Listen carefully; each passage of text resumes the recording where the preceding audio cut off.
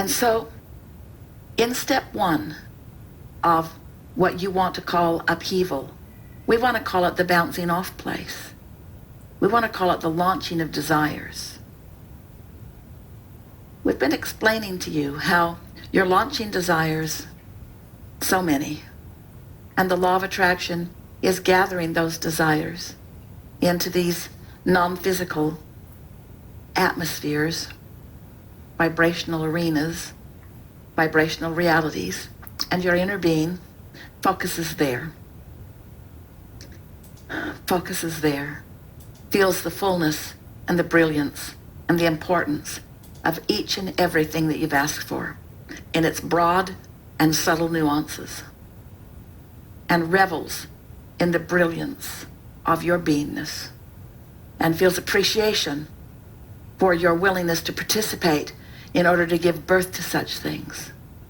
And then your inner being, those like us, that which you want to call God, stand in anticipation of your allowance, of your perspective of what you've asked for, understanding that the energy will not collapse into or not transform for all to see, but for you to see.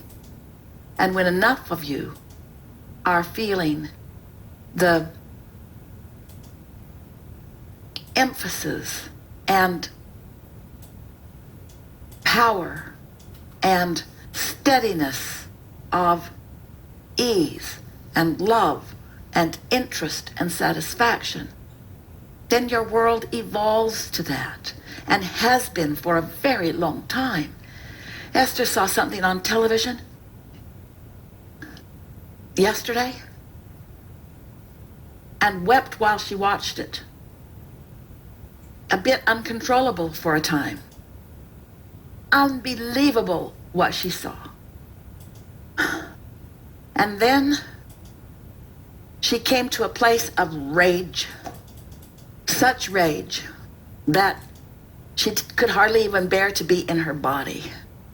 Such injustice, such unfairness, such inappropriateness, as she and millions of you launched rockets of desire. Took her a long time to settle down. Hours. She finally did. She slept for a while. Then she meditated. And when she awakened, the first interpretation of non-physical that she heard, it was Jerry's words, speaking to her loudly and clearly. And his words said to her, words that she had heard him say so many times while he was physically focused. Esther, even this is so much better now than it used to be. It's so much better now than it used to be. So much better. It is so much better. It is so much better, and it will get so much better, but it is so much better. It is so much better, and it will get so much better, but it is so much better. It is so much better. It is not perfect. It is so much better, but it will get so much better. It is so much better, and it will get so much better. It is better. It is better. He lived so much. He lived in times of such racial discrimination. He lived those times, and he watched it get better and better and better and better and better and better and better and better. And this is the physical world in which you live, getting better and better, because you are here to find the injustices or the things that you individually and personally do not want or cannot stand or will not stand for. But you can't get there from defeat, and you can't get there from rage, and you can't get there from revenge while all of that launches rockets. It is so much better, and it will get so much better. There is great love here for you. And as always, we remain joyfully, permanently in your vortex. I live in Minneapolis. We are heartbroken on so many levels. A lot of despair. There are so many levels of concern it would feel wrong to turn a blind eye and be happy. Well, we would never ask you to turn a blind eye, meaning an inability to see perspective. What we're asking you to do is to turn the fullness of who you are eye, to find who you are, and then. And as we said earlier, the timing may not be right for you to do that right now. You may really need some time on your emotional scale. It's an interesting thing that we'd like to ask you to consider. And please know that there is no trying to get you to be other than how you are being in this moment. No disrespect being offered. Never, ever us wanting to snap you into a different vibration. That's not how this works. We're calling you to who you are, and when you're ready, you'll come, and when you're not, that's just fine too. But we want you to consider something. So while there is certainly something to be upset about with this, a person in seeming power deliberately squeezed the life out of someone. Deliberately. Just squeezed the life out of them. And that person then immediately made the transition into non-physical, into immediate, not just relief, but ecstasy. Hard to hear, but it is what happened. We want to call your attention to something, and that is the pandemic that you are in the midst of, which has been the avenue through which many people have experienced their reemergence into non-physical. And while there is a lot of sadness and fear and lack of understanding around that, there is not the focus as a global society or as a city or as a nation. There's not the focus upon the pandemic that is eliciting revenge and rage like this. And it's because the man, the officer, responsible for this death, responsible for his part in the co-creation of this death, he stands as a more focused, poignant person for you to blame.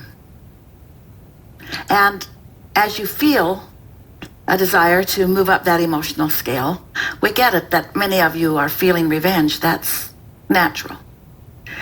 And your revenge is being, in a very diffused and unfocused way, offered in a general direction of what you feel vulnerable about, what your rage is really about. That's understandable, isn't it? But the pandemic doesn't have you as focused in quite that way. Oh, you're looking for targets to blame, and there's enough blame to go around. But somehow with the pandemic, it's easier for you to accept that there are a lot of people in the mix of that. A lot of attraction, where this seems more specific, and therefore more your blame feels more appropriate, more righteous, more justified. That's the word, more justified. So we want to say to you that while we understand it completely, we really want you to come to the place, because of the lovers that we know that you are, where you are often in a place of love without a need to justify it. Because if you're needing to justify the love you feel by the thank you card that comes back or by the positive response from someone, then you're still in the justifying mode where you're justifying your hatred and your anger too. And whenever you are justifying anything, you're out of whack, you're out of alignment with who you really are. Every time. Every single time. Every single time. So, if we were standing in your physical shoes, Someone asked for a rampage of appreciation, and our response to you is, if we rampage in appreciation of something like that, from the timing of where you are or the perspective of where you are, it could have a sort of backfiring effect on you because it's asking you to take a quantum leap that you're not ready to take. So we're going to be really gentle about this because we don't want to leave you in a defensive mode. We want to call you more into alignment with who you really are. Whether you can see it right now or not, things are always working out for you. And in the same way that there are many who are participating in this pandemic in ways that is bringing awareness and upliftment and relief, there are many of you who are doing it in more specific ways, like this incident that we're focused upon here and now. Things are always working out for you. Things are always working out for you. You're eternal beings with powerful intention and a capacity for love and satisfaction that is indescribable. Things are supposed to feel good to you, and that is the direction in which we always want you to lean. And sometimes it's easier to do that than others, but it is always the direction that you want to lean, because it's leaning in the direction of the fullness of who you are. And anytime you lean in opposition to the fullness of who you are, you pinch yourself off from insights and clarity and in the moment manifestations or evidence of the blessed beings, the worthy beings that you are. We cannot possibly ask you to understand everything that we've chewed on together today. In many cases, this won't be clear until the moment that you make your transition into non-physical. That's part of what makes non-physical so delicious. Aha, you say, with resounding voices, as every question is simultaneously answered and the fullness of who you are is known. But meanwhile, be the human beings that you are, working it out between you and your own inner being. There is great love here for you.